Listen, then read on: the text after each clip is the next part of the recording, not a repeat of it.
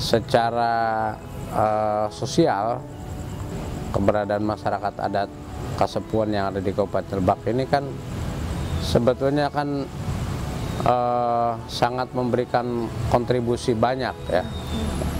Kondisi sosial masyarakat Kasepuan ini bisa dibedakan dengan kondisi masyarakat yang lain gitu ya.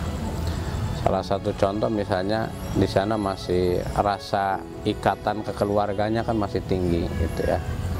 Sehingga hal-hal yang seperti ini mungkin yang jadi penilaian tersendiri oleh pihak pemerintah daerah. Yang kedua, secara ekonomi juga saya kira masyarakat adat Kasepuan ini masih patuh lah menjalankan kebiasaannya itu, termasuk dalam sistem bertani.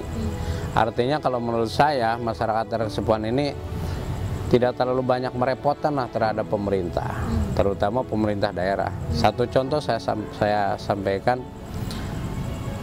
kenapa di daerah-daerah yang lain terjadi krisis ya, di masyarakat adat Kasepuan ini nggak bakalan terjadi krisis, sebab cara mereka bertani itu hasil tani tahun ini jadi cadangan untuk 1 tahun ke depan gitu. Itu secara ekonomi ya. Kemudian secara politik sudah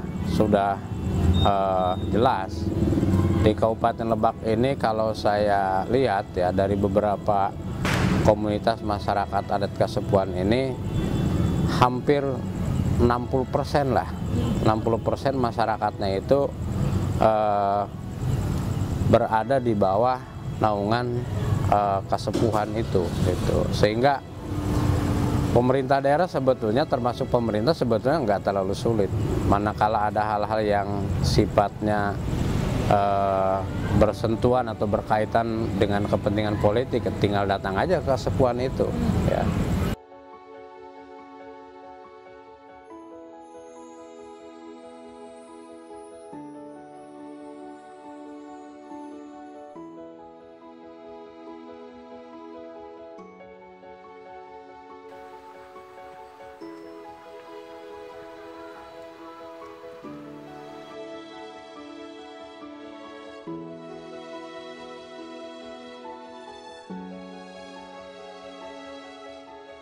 Jam 7 sampai ke dia gitu, setengah 8 sampai ke rumah. Yuk sana datang langsung jalan ngoret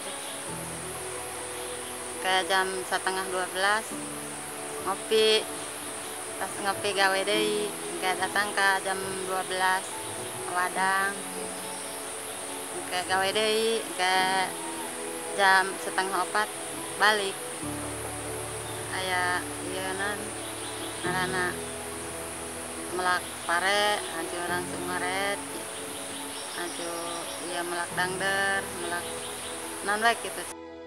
Susah pidaharin, susah dahar isuk sore gitu.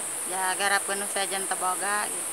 Aju orang iya doang, aya nu mere nengah gitu. Itah di kayuan, di rumahan orang nengah gitu ya. Jadi itu mah tak bisa kan temenang ya, titah hejo bae yeuna.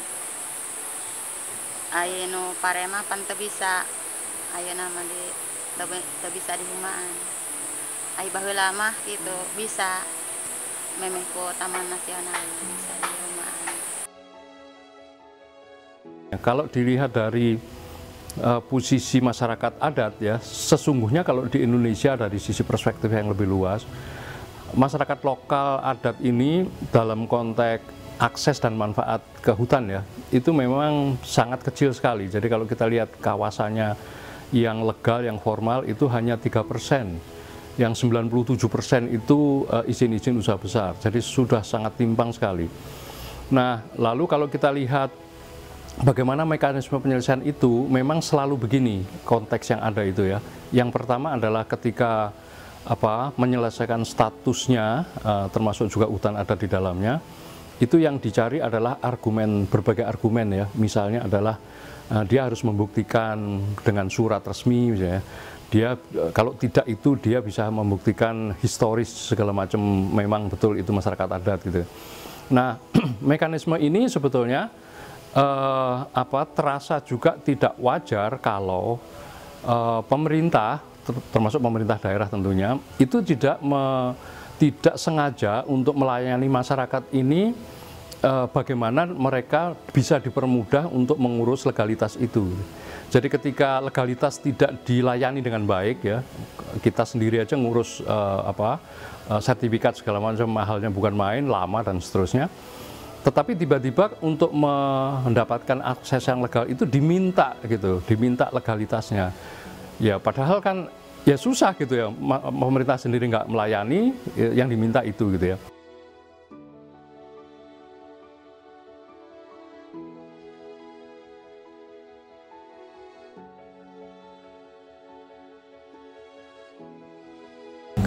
Yang kita coba komunikasikan dengan pihak pemerintah daerah, hal-hal yang perlu diakomodir oleh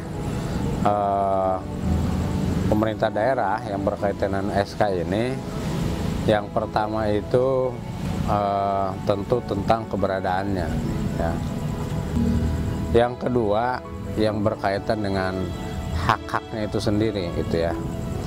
Kemudian yang ketiga yang berkaitan juga bagaimana melestarikan adat istiadatnya sendiri gitu ya. Kalau kawasan hutan begini, kalau masyarakat adat, dia itu kan hidupnya hal yang sangat prinsip bagi mereka itu bagaimana tentang kawasan.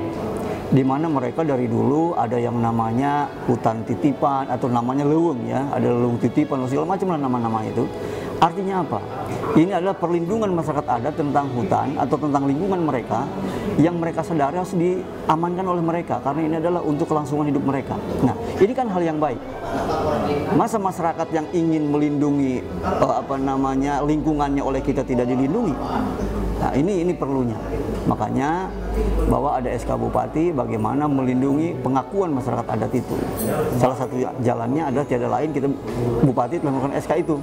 Itu adalah salah satu cara bagaimana pemerintah daerah ada di situ. Dengan adanya keputusan Mahkamah Konstitusi ya nomor 35 tahun 2012 itu, sesungguhnya yang sangat penting itu adalah gini. Kawasan hutan itu sebetulnya dibalik, jadi kalau saya membaca ya, kawasan hutan itu bukan hanya kawasan hutan negara. Ya, yang dimaksud kawasan hutan itu adalah hutan negara, hutan adat, dan hutan hak. Itu namanya kawasan hutan. Gitu. Nah, yang membedakan ketiganya tentunya adalah penguasaan dan pengetahuan yang digunakan untuk mengelola gitu ya. Kalau hutan negara ya pasti secara umum kan scientific forestry namanya ya, etat kayak gitulah sekolahan. Nah, kalau hutan rakyat dan hutan hak, ya tentunya dengan kearifan mereka sendiri gitu. Perda itu memang sekarang permintaan dari Kementerian Kehutanan kan, setelah MK 35 maka yang disahkan adalah adanya perda. Sesungguhnya dalam konteks perda ini kalau dari kacamata umum gitu ya, ini mestinya lebih mudah dalam artian kan DPRD itu bukan DPR RI gitu ya, itu kan mestinya juga wakil-wakil dari masyarakat itu ya. Nah, sehingga pertanyaan yang ketiga ya, selain tadi masyarakat dan pengelolanya, yang ketiga adalah bagaimana sebetulnya kepentingan politik dari DPRD itu, kira-kira gitu ya. Karena apa? Kalau dibiarkan begini, status quo seperti itu juga tidak artinya gini, kalau toh demi hukum gitu ya seperti itu, masyarakat itu nggak diusir juga, jadi tetap aja di situ gitu ya.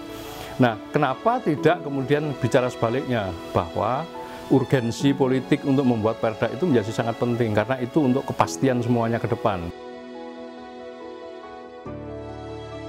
Yang namanya SK Bupati tentunya ini adalah belum cukup sampai di situ, karena harus ada aturan yang lebih tinggi, yaitu adalah perda. Dan kita sesuaikan juga kenapa perda itu harus ada.